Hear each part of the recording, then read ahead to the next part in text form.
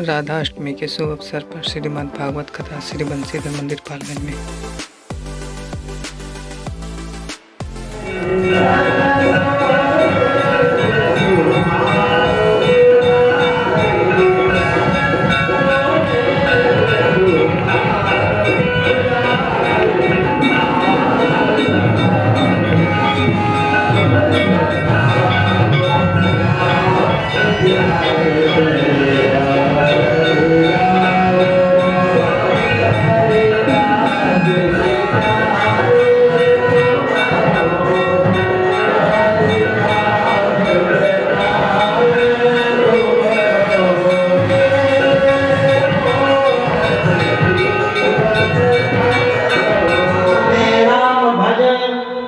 वृथा श्वास ना जाए, ना जाने यह श्वास को आवन हो न होए, कब ये श्वास अंतिम हो जाए पता ही नहीं चलेगा।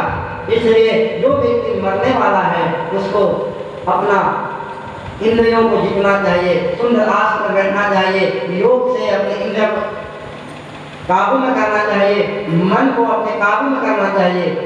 और कहते हैं अब प्रभु की चर्चा करनी चाहिए। परीक्षित जी कहते हैं मैं कहाँ तक जप करूं, कहाँ तक चर्चा करूं? तो सुखदेव जी कहते हैं क्योंकि मेरे पास 7 दिन का समय है। तो सुखदेव जी कहते हैं हे राजन, आपने खटवान, राजा खटवान का नाम सुना है? परीक्षित जी बोले हाँ। उनके कान में उनके शेष 2 घड़ी का समय बचा था। वो 2 घड़ी के समय में ही वो अपना मुक्ति पा गए, मुक्ति को प्राप्त कर लिए। फिर भी आपके पास 7 दिन का समय है, आप चिंता क्यों करते हैं? फिर सुखदेव जी ने राजा परीक्षित को उन्होंने क्या किया, एक गुफा में चुपचाप घुस गए और वहां पे भगवान का भजन करने लगे। देखिए अब भजन होने लगा तो वहाँ के जो रहने वाले लोग हैं ना, उनका दर्शन करने के लिए आने लगे। इससे ऋषभ देव को भजन करने में कठिनाइयाँ आती थी, परेशानी होती थी। और उनके सामने कोई दुखड़ा सुना देता, ऋषभ देव जी आशीर्वाद दे देते जाओ तुम्हारा ये काम हो जाएगा। उसका काम हो गया। अब वो 1 आदमी आया था, अब वो 4 आदमी को लेके जाने लगा। इससे क्या हुआ कि ऋषभ देव जी भजन नहीं कर पा रहे थे। तो इससे बचने के लिए उन्होंने क्या किया, अपना संपूर्ण वस्त्र को त्याग दिया। उन्होंने सोचा कि हम निर्वस्त्र रहेंगे तो मेरे पास कोई नहीं आएगा। फिर भी लोग आने लगे, उनको सबको दिगंबर बाबा कहने लगे। बाबा पला गए तो फिर लोग का भीड़ वहां जाना कम हो गया और आराम से ऋषभ देव जी ने प्रभु का भजन किया और करते करते वो परम धाम को चले गए। बोलो ऋषभ देव भगवान की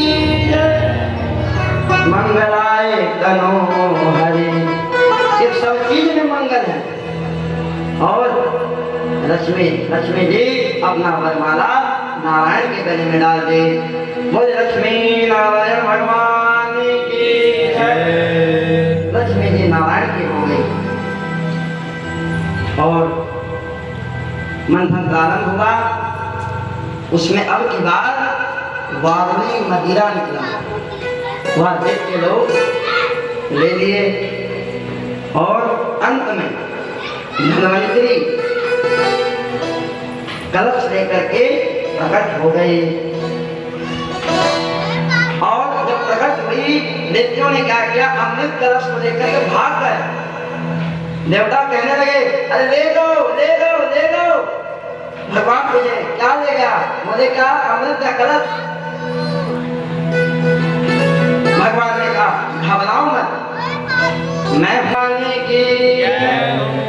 भगवान एक मोहिनी का रूप धारण किए और हाथ में कमल का पुष्प को लहराते हुए और कमल को मटकाते हुए दैत्यों के बगल से गुजरने लगे। दैत्यों ने जब देखा मोहिनी जी को, मोहिनी जी का स्वरूप देख करके दैत्य लोग मोहित हो गए, पागल उससे कहते हैं, हे देवी, किसके यहाँ की हो, किसकी बेटी हो, और तुम यहाँ पे क्या कर रही हो अकेले? तो मोहिनी जी बोलती है, मैं स्वतंत्र हूँ, मेरा ना कोई पिता है, ना ही मेरा कोई पुत्र है, मैं स्वतंत्र हूँ। लेकिन ने पूछा, तुम स्वतंत्र हो?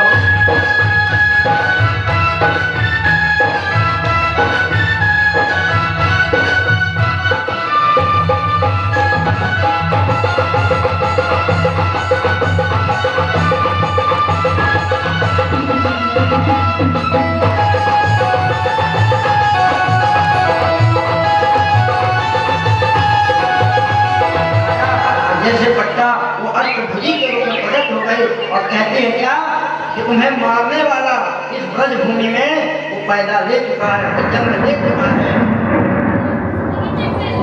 कंस ने पूछा, हे देवी, ये तो बताओ कहाँ लिया है ब्रज में? मैं वो नहीं बताऊंगी। इतना बोल करके अष्टभुजी जो है विंध्याचल को चली गई। आज विंध्याचल में जो माता है वही कृष्ण की बहन है। चंद्रमा थकने का नाम नहीं ले रहे हैं। यशोदा जी के दो ननंद है, नंदा और सुनंदा।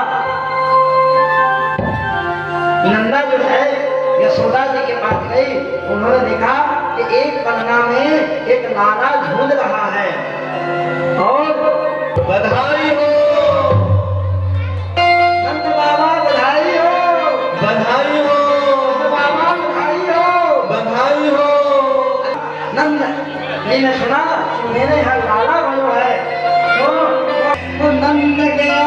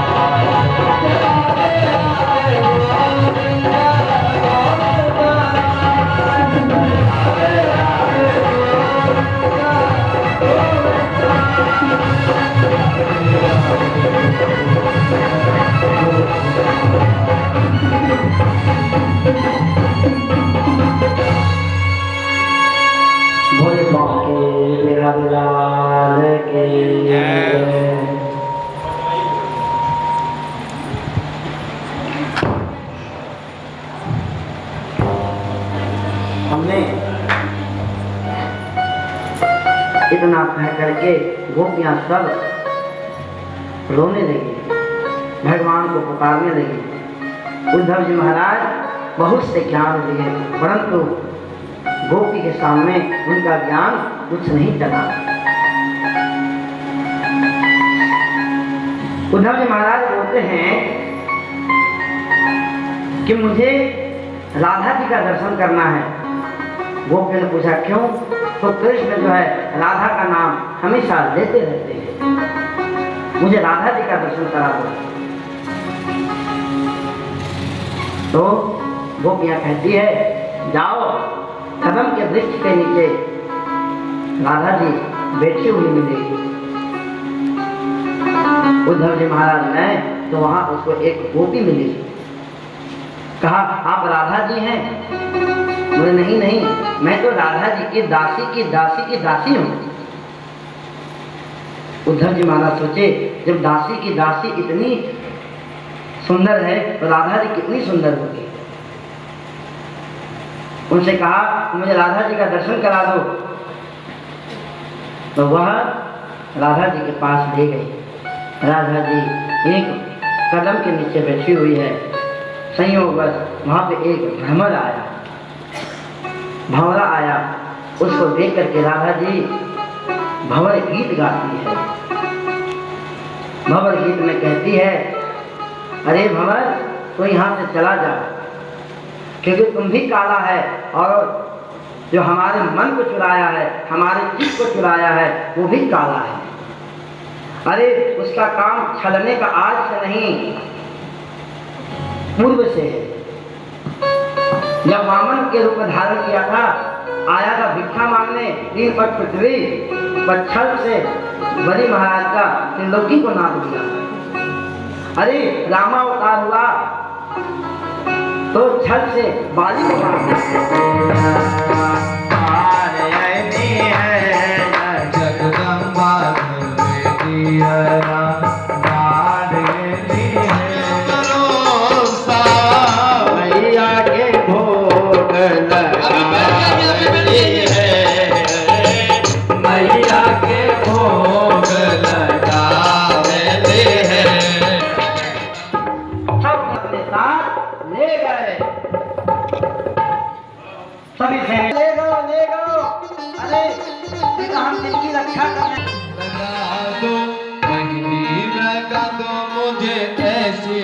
सजा दो श्याम सुंदर की श्याम सुंदर की दुल्हन बना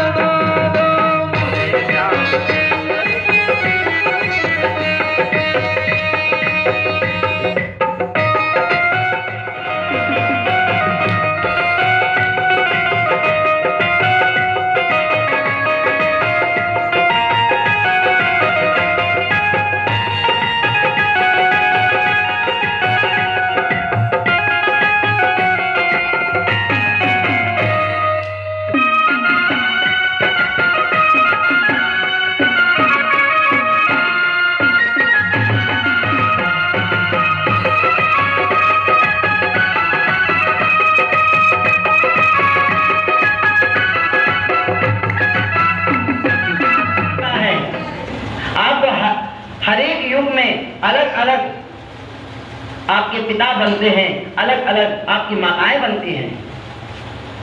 तो आपके पिता एक हो ही नहीं सकते, आपकी माता एक हो ही नहीं सकती। और आपने कहा था कि मेरे अंदर कोई गुण नहीं है, आपने सही कहा। अरे आप तो निर्गुण हैं। और आपने कहा था कि आप रंगछोड़ हैं।